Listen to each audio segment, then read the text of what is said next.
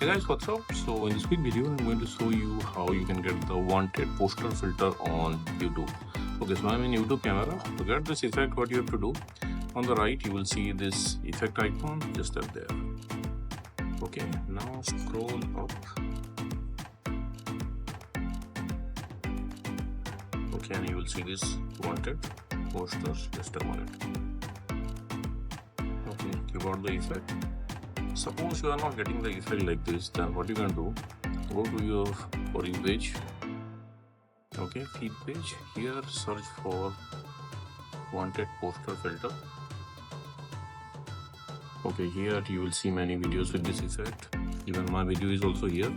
You can just tap on any video.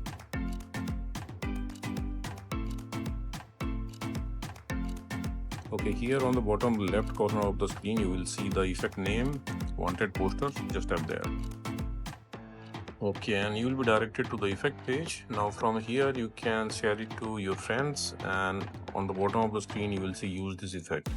You just have to tap there and you can use the effect. Okay, and suppose you are not getting the effect like this from this page, then what you can do,